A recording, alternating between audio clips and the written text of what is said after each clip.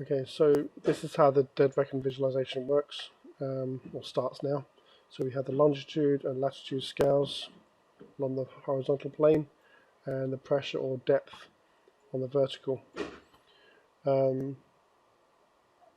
So as you spin around, the axes will flip, to always try to keep the numerical values at the front side of the image. So things that we can do, we can change it to perspective mode, so that mouse wheel down flicks between orthographic and perspective. So you notice that the visual's being clicked here, so we can flip between normal perspective and greater field of view. So we hold down Control and mouse wheel again. It jumps away, but if you then mouse wheel to zoom, it doesn't clip so much, and it still does the flipping of the axes. Now, what we can do is we can reduce the decimal places on there. So, third column, third button from the bottom, it says just the mouse wheel. Well, we can toggle the axes on and off with left and right. It's just left click. The second option is mouse wheel to adjust decimal places, so we can bring the decimal places down.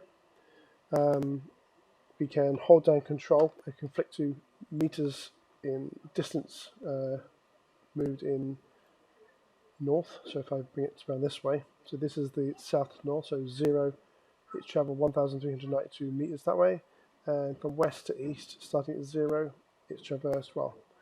It's traversed 1,392 this way. And this way it's only about 400, maybe up to 900. So obviously this is the scale of the whole grid size.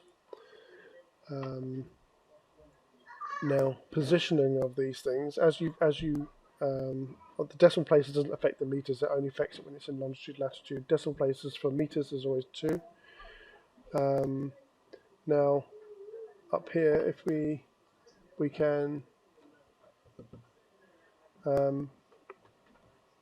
hold down Shift, and we can adjust the position of the vertical scale. Hold down Control, we can adjust the relative position of these two. Hold down Shift and Control, we can bring them all in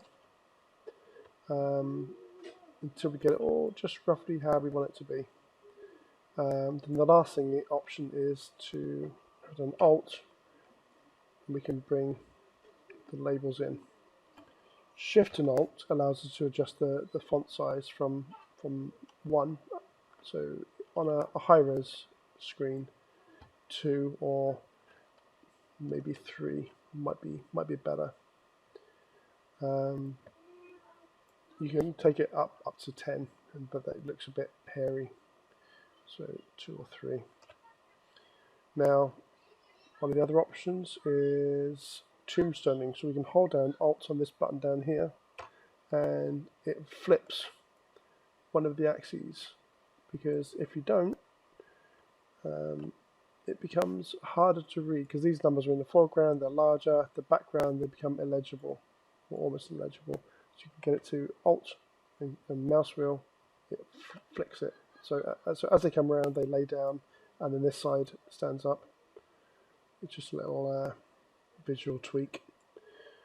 So Control switches between meters and longitude, latitude. Now, one of the other things is the backing. So left click, turns that on. We can turn off the compass thing there. But the backing turns this whole background grid on. If you mouse wheel, it then turns it on the white background, like a background solid. Mouse wheel on the dead reckoning pressure. We can mouse wheel to invert the height, so it just flicks it around, upside down. So increasing pressure means greater depth. So all that is. If you left click on the show vertical stack, it flicks between 3 different drawing modes. One of them is no stack. Second one is purple, and the third one is these vertical lines. It doesn't look so good with a black background. So if you come to the fifth button up here, and then go to the third option, it's just a white background. I think that's it now. So hard to see on here, isn't it? So yeah, so you can also now toggle between. Oh, sorry, if I make it thicker, actually, you can toggle between Vedba, Vespa, PPAM, altitude depth, time, and marked events.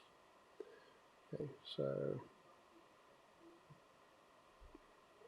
I think the default is altitude or depth on there, and Bob's your uncle.